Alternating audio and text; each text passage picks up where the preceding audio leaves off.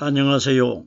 저는 성경 속에 감춰져 있는 하나님의 비밀이 되신 예수 그리스도에 관한 신비의 말씀을 전하는 영마루입니다.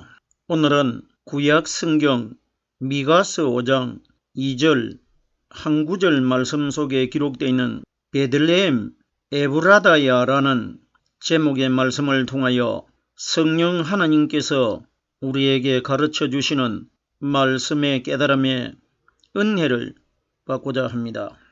그럼 미가서 5장 2절 본문 말씀을 열도록 하겠습니다.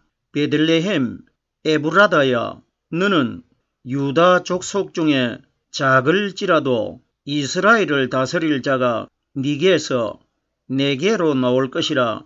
그의 근본은 상고의 태초이니라.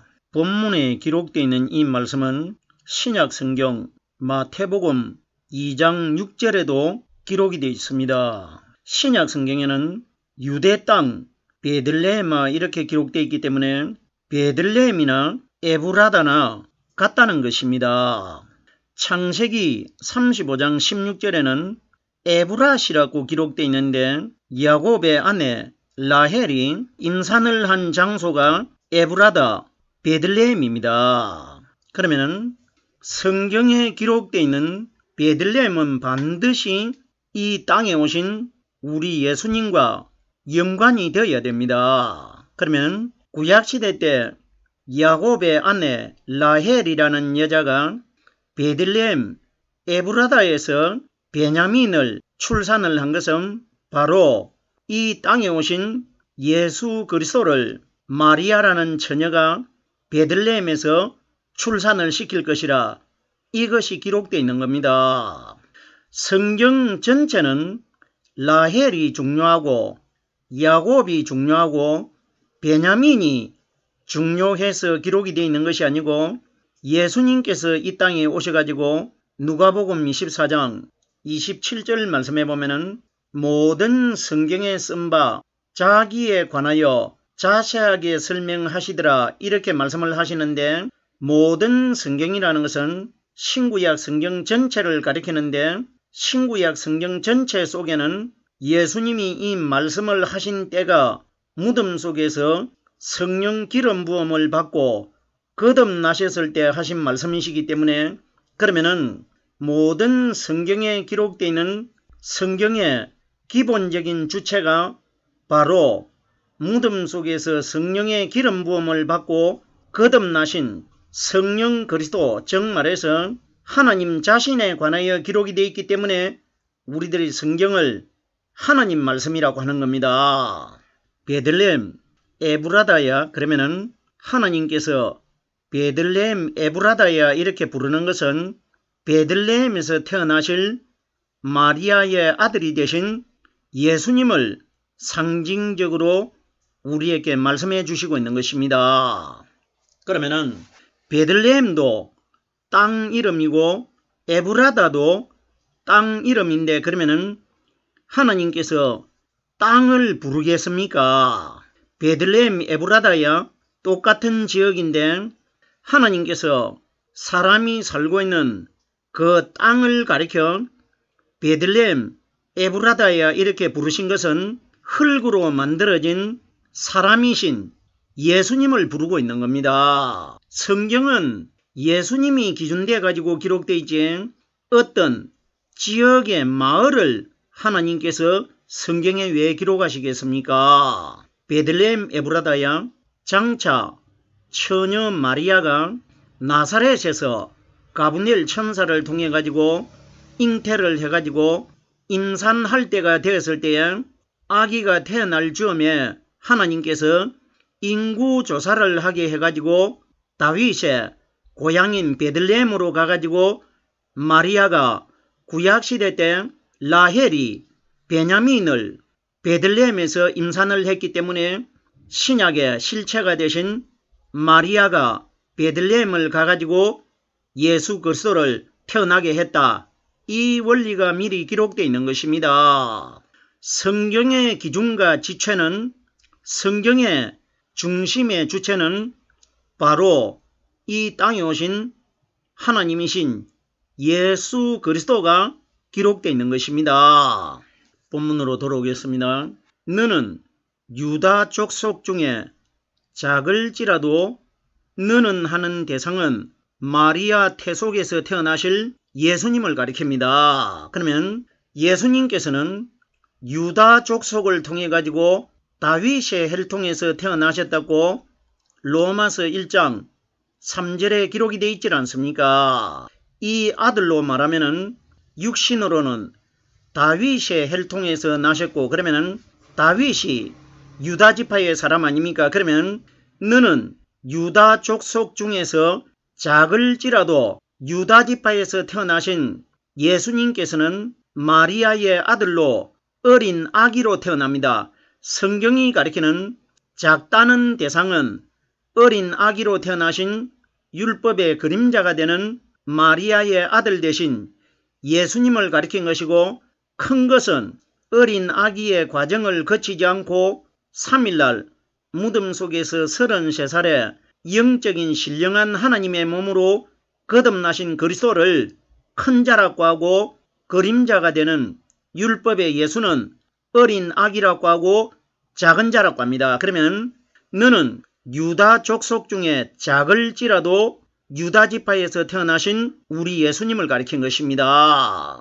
히브리서 7장 14절 말씀해 보면은 우리 주께서 유다로 쫓아나신 것이 분명하도다 이렇게 기록이 되어 있지 않습니까? 그러면 예수님께서는 우물가에서 사마리아 여자를 만나셨을 때 사마리아 여자가 예수님을 가리켜 당신은 유대인으로서 왜 사마리아 여자인 나에게 물을 달라고 합니까? 그럼 오늘 본문에 너는 유다 족속 중에 작을지라도 유다 지파에서 똑같은 어린 아기로 사람으로 태어나신 예수님을 작을지라도, 그러면은 다른 유다 지파에서 태어난 어린 아기들은 작은 아이가 그대로 성장을 해가지고 이 세상에서 수명이 다 되면은 죽는 일반적인 아이를 가리키는데, 예수님은 너는 세상의 일반적인 사람과 똑같은 어린 아기,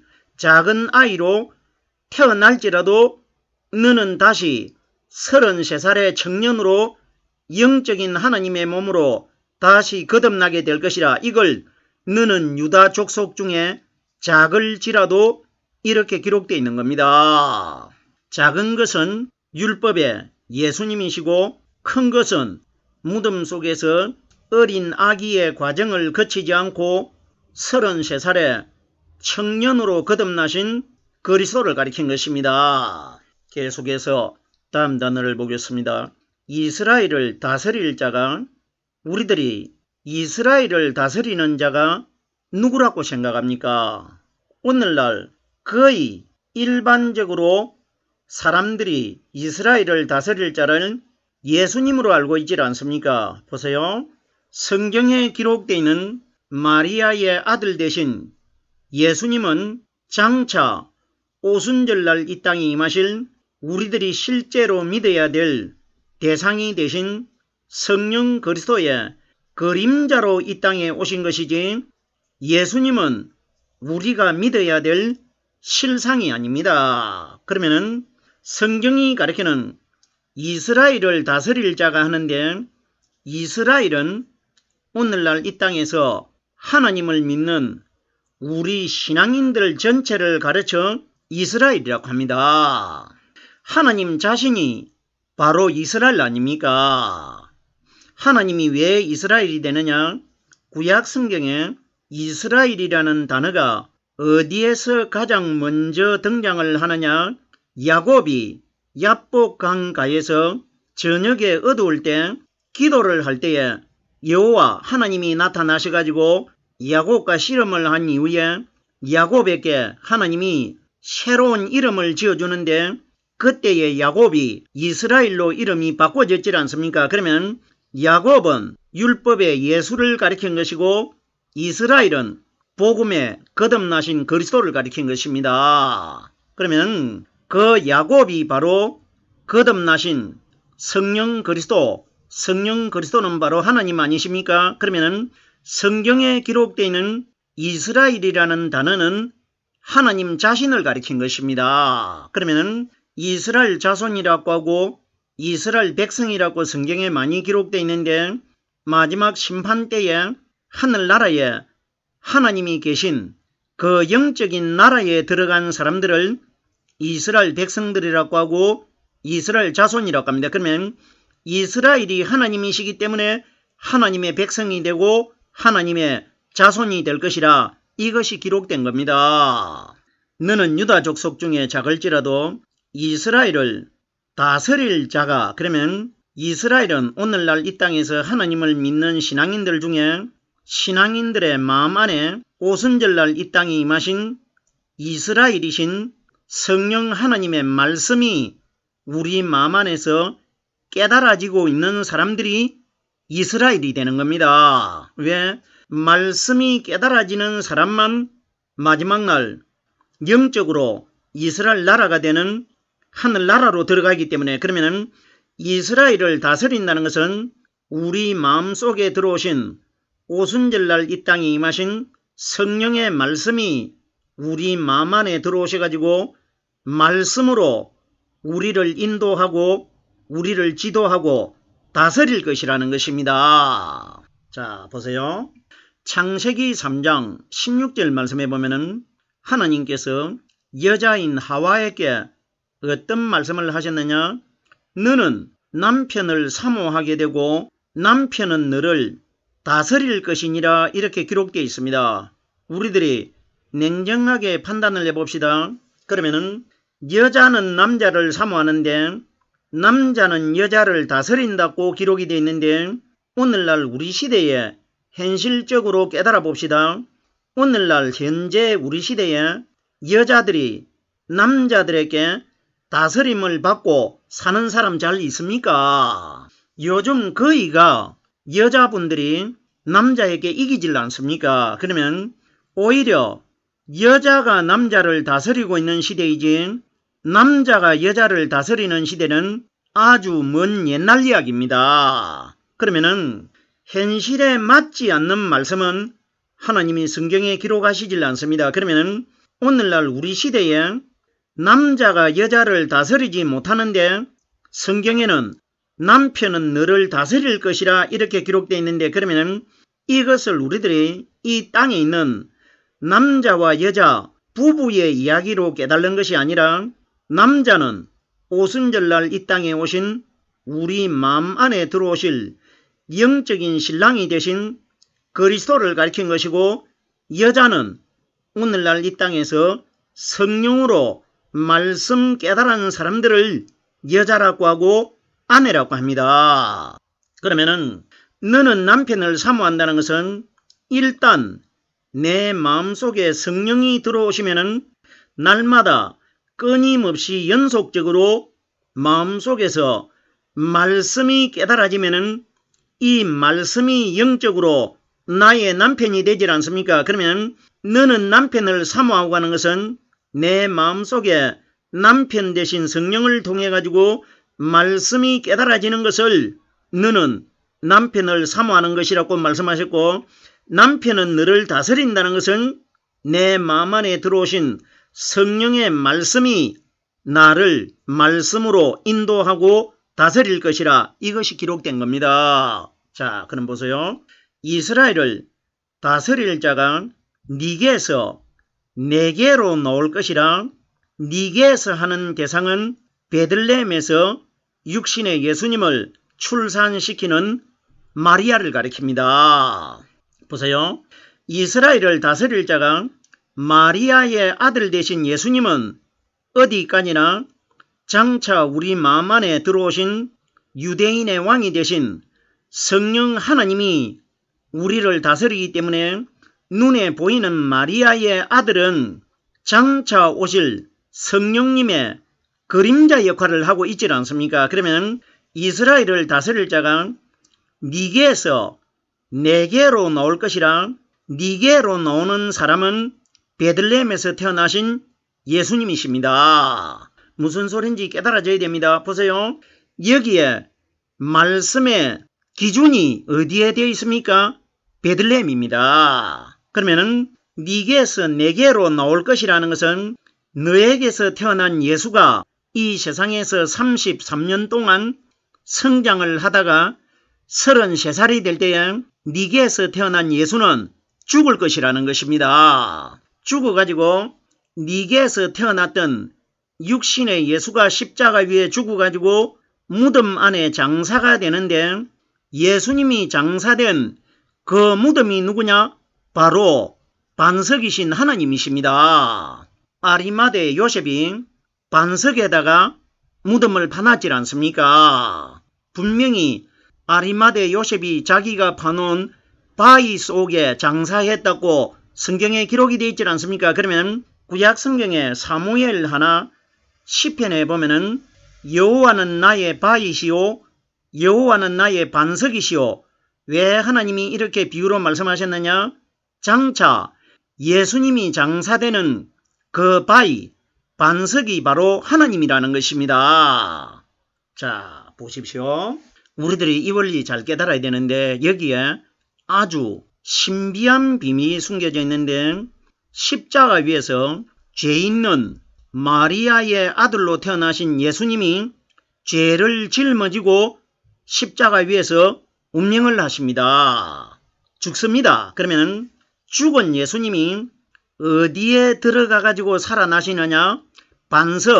반석이 하나님의 품이라고 이미 설명을 드렸습니다. 하나님 품이 되는 죽은 예수가 반석 속에 들어가셔 가지고 3일날 거듭나십니다. 이것이 무슨 이야기냐? 아담이 선악과를 먹지 말라고 했는데 먹는 날에는 정령 죽는다고 하나님이 말씀하셨기 때문에 아담이 하나님의 말씀의 법을 어기고 먹으면 죽는 선악과를 먹었기 때문에 아담 이후로 태어난 사람들은 아담이 죽기 때문에 다 죽습니다. 그러면은 죽는 아담의 줄기에서 태어나신 분이 누구냐? 마리아의 아들 되신 예수님이십니다. 그러면은 죽은 예수가 영적으로 우리는 이 땅에 현재 살아 있어도 아담이 선악과를 먹었기 때문에 하나님과 우리들과의 관계가 단절되어 있기 때문에 살아는 있지만은 언젠가는 분명히 죽질 않습니까? 그러면은 죽어있는 우리들이 어디로 들어가야 살아나느냐? 반석, 무덤이 반석입니다. 그 무덤 속에 예수님이 들어가셨다는 것은 반석이신 하나님이 말씀입니다. 요한복음 1장 1절에 이 말씀은 하나님이라고 기록되어 있기 때문에 시편에 바위가 하나님의 말씀이라는 것이 많이 기록되어 있지 않습니까? 그러면 영적으로 죽어있는 우리들이 반석이 되신 하나님의 말씀 속에 들어가야 우리들이 영적인 몸으로 죄를 해결받고 다시 살아나게 된다. 이 원리란 말입니다. 예수님은 우리의 표본적인 그림자입니다. 그러면 아담의 죄로 인해 가지고 우리들이 죽어 있는데 죽어 있는 우리들이 어디에 들어가야 다시 회복이 되느냐? 말씀이신 반석이 되신 성령 그리스도의 말씀 속에 들어갔을 때 우리의 전직이 회복이 된다는 겁니다. 이래서 죽은 예수님이 반석이 되신 하나님의 무덤 속에 들어가 가지고 하나님 품 속에서 다시 살아나오셨다는 것은 그 하나님의 품이 바로 말씀 아닙니까? 아담의 죄로 죽어있는 우리들이 오순절날 이 땅에 부활하셨다가 오신 성령이 가르쳐 주시는 말씀 안에 들어가면은 우리들이 다시 회복돼 가지고 살아나게 될 것이라 이걸 미리 보여주신 분이 예수님이십니다. 자, 그러면 이스라엘을 다스릴 자가 니게서 하는 것은 마리아에게서 태어난 예수님이고 내게로 나올 것이라 내가 누굽니까? 반석 무덤 속에서 무덤이 바로 하나님 자신 아닙니까? 그러면 죽은 네 아들 예수가 내 품속에 들어와 가지고 품속에 들어간 것은 말씀 속에 들어간 겁니다. 오순절날 임하신 살아나신 성령 그리스도의 말씀 속에 들어간 사람들이 다시 살아날 것이라 이걸 미리 보여준 겁니다. 니게서 내게로 나올 것이라 니게로 하는 대상은 마리아고 내게로 하는 대상은 반석이신 하나님 품속을 가리킵니다. 무덤을 가리킵니다. 니게에서 태어난 예수가 33살에 죽었다가 내게로 들어와 가지고 다시 전직을 회복하게 될 것이라, 영적으로 다시 거듭날 것이라, 이것이 기록된 겁니다. 우리들이 예수가 무덤 안에 죽어 있다가 썩어 있는 몸이 다시 살아났다, 이렇게 깨달으면 곤란합니다. 예수님이 잉태되실 때에 하늘에서 내려온 가브리엘 천사가 하나님의 말씀을 가지고 와가지고 마리아의 아들이 되는 육신의 예수님 속에 하나님의 성령의 말씀이 예수님 속에 들어있질 않습니까? 그분이 33살로 들어가셨기 때문에 바깥에 보이는 육신의 예수님이 33살 때 그 안에 들어있는 33살의 영적인 하나님이 눈에 보이는 마리아의 아들 대신 예수를 죽인단 말입니다. 예수가 죽어야 그 안에 들어있는 하나님이 영적인 사람으로 거듭날 것 아닙니까? 이래서 새벽에 여자들이 무덤 입구에 찾아왔을 때 형상이 번개 같은 분이 무덤 입구에 있는데, 전에 예수는 무덤 안에 장사가 되면 끝나는 겁니다. 장사가 돼가지고 죽어 없어진 것이고, 예수님 안에 함께 잉태되어 계셨던 그분이 33살로 들어가셨기 때문에 33년이 되실 때에 갈릴리에서 온 여자들에게 정체를 드러내신 것 아닙니까? 그분은 바로 하나님이십니다. 이러기 때문에 요한복음 20장 28절에 갈릴리에 부활하신 그리스도께서 나타나셨을 때 도마가 어떻게 고백했습니까? 나의 주시며 나의 하나님이라고 하는 것은 부활하신 분은 전에 십자가에 달려 죽으신 죄를 가지고 있는 마리아의 아들이 아니고 마리아의 아들 속에 함께 잉태되어 계셨던 33살에 하나님이 제자들 앞에 나타나신 것이라 말입니다. 이러기 때문에 이런 원리를 깨달지를 못하면 오늘날 이 땅에서 죽어서 장사되어 있는 예수님이 우리의 구원자인 것으로 알고 예수를 다 믿고 있지 않습니까?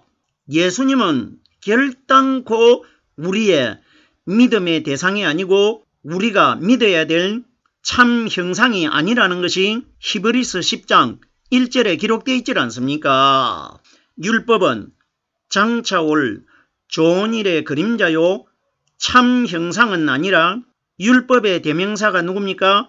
마리아의 아들 대신 예수는 율법 아래서 태어났습니다. 그러면 성경에 엄청나게 많이 기록되어 있는 율법이라는 단어는 그림자가 되는 마리아의 아들 대신 예수를 율법으로 비유한 겁니다.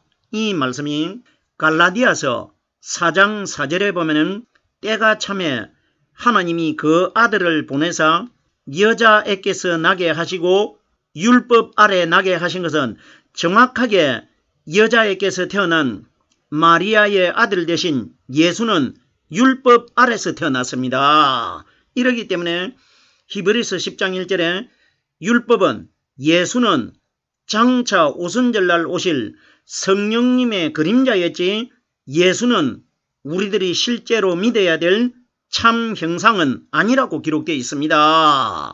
그는 그의 근본은 상고의 태촌이라 그라는 분이 누굽니까? 그리스도입니다. 예수는 천지가 창조되고 난 이후에 대략 4000년 이후에 마리아에게서 태어나셨지만은 예수님 안에 들어 계신 성령 그리스도는 천지가 창조되기 전부터 영원 전부터 계셨던 하나님 아닙니까? 그러면 오늘 본문에 그의 근본은 상고의 태촌이라 태초 천지가 창조되기 전부터 계셨던 하나님을 그의 근본은 상고의 태촌이라 그러면 니게에서 내게로 나올 것이라는 것, 내게로 나오신 그분이 상고의 태초 전부터 계셨던 하나님이라는 겁니다. 근본 상고, 근본도 태초 전이고 상고도 태초 전입니다. 그러면 태초에 아니라 천지가 창조되기 전부터 계셨던 분이 예수님 안에 들어있는 그라고 말씀하신 성령 그리스도를 비유적으로 우리에게 말씀해 주신 것입니다. 오늘은 미가서 5장 2절 한 구절의 말씀을 깨달아 보았습니다.